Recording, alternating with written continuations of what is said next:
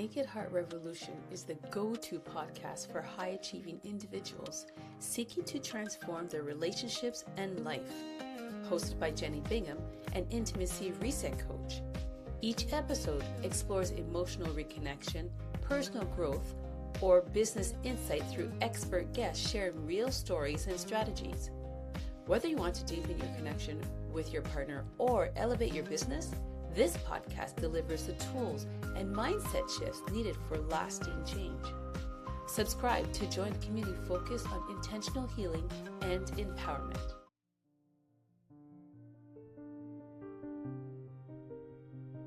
Why even forgive others? Because indirectly, you're forgiving yourself. You're forgiving yourself from holding the frustration, the anger, the spitefulness. When you're able to heal what is holding you and keeping you under the rock, under siege. Ladies, women, when you want to grow, when you want to have your strength to really thrive, because your personality is something that you want to obtain a little bit more. It's something that you want to fortify, but you're not quite sure how to get there just yet. A lot of times we have to heal inside. We have to break away from what we think we're supposed to be doing with what we know, we feel we are pulled to actually doing. When we look at ourselves in the mirror, are we saying, this is good, this is awesome, this is perfect, this is what I want? Or are we saying, those eyes, those bags, that extra chin? Forgiving ourselves. It's not just a physical thing, it's a mental thing. It's not just our actions, it's our reactions. Letting ourselves know, I love myself enough in order to give myself space to do what I need to do, to advance, to grow, to relax. When we speak with Elena today, she shares with you the way, the reasons, the little points of why it's important to forgive ourselves, to heal ourselves, and the way it actually unfolds in other aspects of our lives. Let's see how she presents her part. So I am an emotional wealth and capacity coach with a focus on supporting women in helping them to recognize how to access their energy resources and emotional capacity resources, and then to learn how to protect it from leaks that can happen from all the different emotions that are happening throughout the day, and at the same time to learn how to boost it and grow it, so then from feeling depleted we can become emotionally wealthy women, meaning that we can use our emotions towards creating the life on our terms, which for me is essentially what thriving is. And I bring, so the reason there is a part of embodiment in my program is also because I am also a yoga, a mindfulness teacher. So I do bring mind-body connection as one of the tools, one of the part of the toolkit. And the reason I'm really passionate in supporting women, I've actually used to work with men a lot in my corporate career, but I feel like women as caregivers are naturally more inclined to be caregiving and looking after other people. So I feel like if I am able to support one woman and teach her how to manage her emotional capacity, that's going to be impacting on so many different layers, because a woman creates the environment in her house. Quite often women are also caregivers for their parents. They quite often become this a bit of a mother figures at work. So just overall there are so many people that are impacted by one woman. Not taking anything away from men, but I just think that natural energy of a woman is to enjoy life and to share that enjoyment around her, and that's what I would like to do, just supporting one woman at a time. Wow. Well, there's not a lack of women out there who would need your No. your support. And supporting each other makes it such a bonding experience as well. It's like a muscle, it needs practice. And one of them for me is self-compassion. And I often say that I'm kind of the self-compassion personal trainer when I start working with women, because I am there to support them to grow that compassion or kindness within them, to start seeing themselves just exactly as they are. Because I see beauty, kindness, love, greatness in every woman I work with.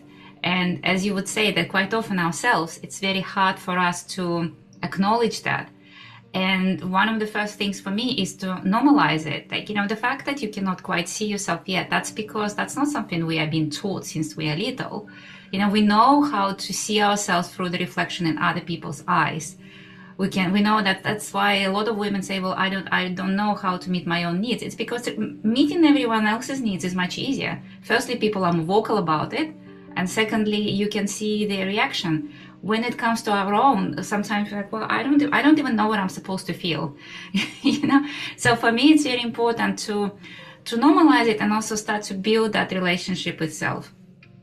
And I'm there to be that mirror. I'm there to say, well, it's okay to feel this way. Like I always say, look, whatever you think or feel is okay.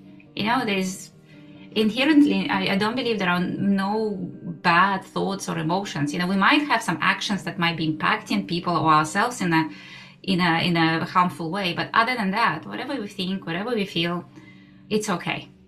And teaching ourselves to be okay with ourselves is, I feel like, one of our life's biggest destinations, but also one of our life's greatest gifts that we can give to ourselves. So for me, it's about supporting the woman in accepting herself, in learning to bring that unconditional kindness and compassion towards herself, because through that, the next step for me from the kindness is the honesty.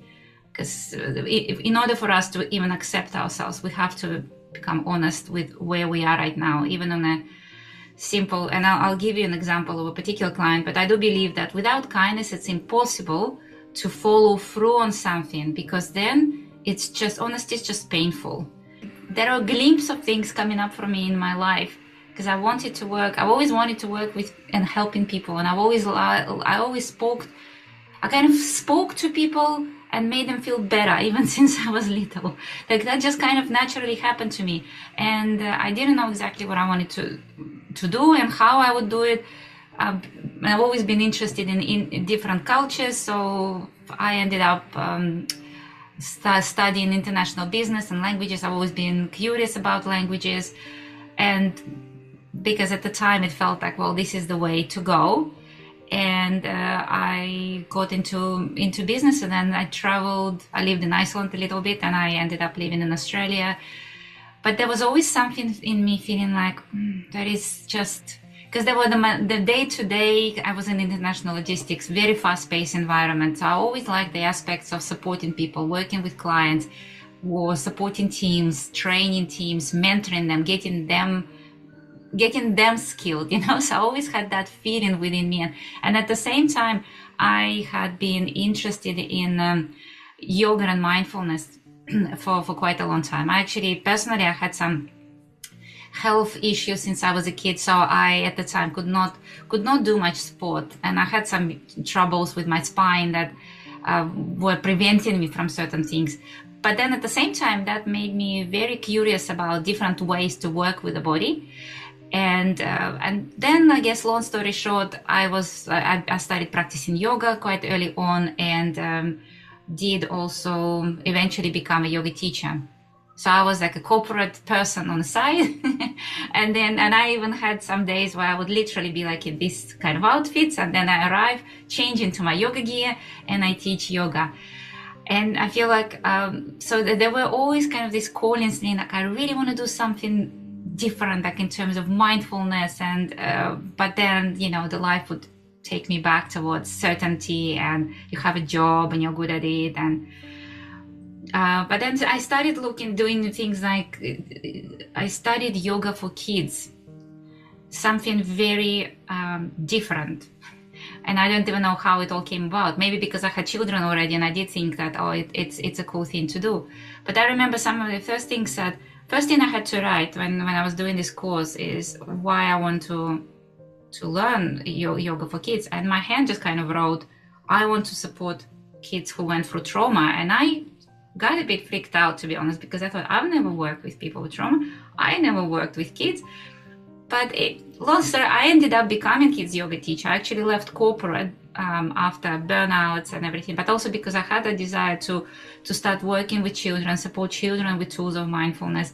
And through working with children, which I still do in some level, I started doing mentoring kids, teaching kids ethics, and I was more and more in these conversations, and I started to bringing it more into my yoga teaching as well, because I felt a lot of the time people come to me and they want to speak.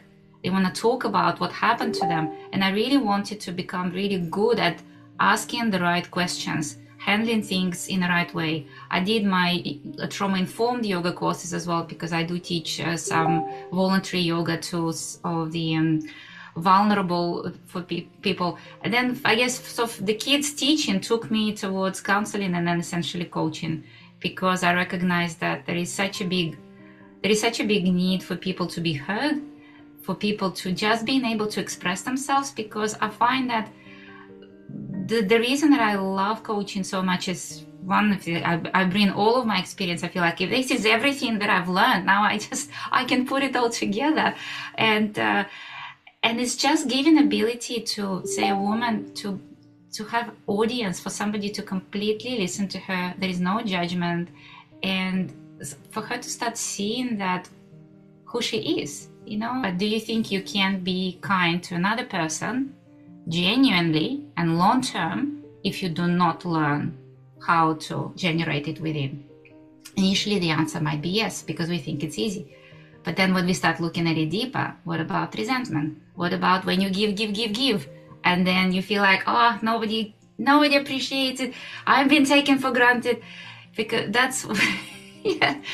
And this is the sign of our emotional capacity getting low, or I sometimes call it like emotional savings. So imagine that, okay, you have like your emergency tank in a car of the petrol. Petrol these days is very expensive too.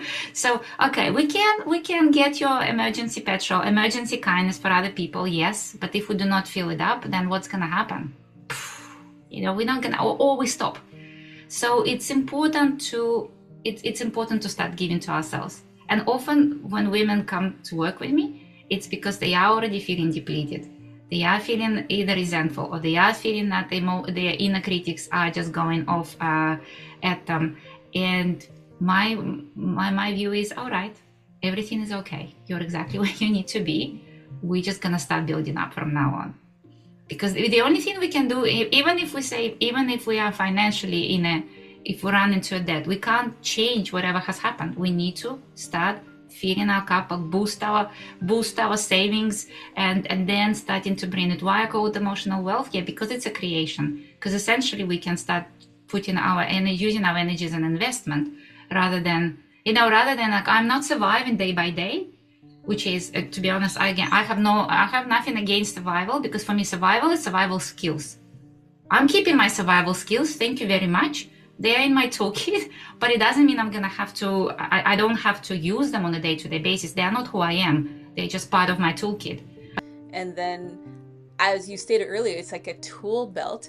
Oh, yes, there will be things you go through, but then you still learn and you're able to handle it and see them in a different light. Notice that they're there, and it's another opportunity. Yeah. So, Elena, how can people get a hold of you? Thank you so much for asking. So the easiest ways to connect to connect with me on Facebook, and you also can see my Growing Body Thrive as a banner. So that's my free group for women, my free community for women, where I share some reflections, some body mind tools, mini meditations as well. So all the women who are listening now, more than and the men who are listening, then let your hearts join as well. Yeah, so that's one of the ways to join it. Otherwise, more than welcome to connect to me on Facebook. My surname is not very it's not very spread out. Not many. You probably, I don't think there is anyone else with my name and surname on Facebook. So I feel like, yes, if you find me, you feel free to connect.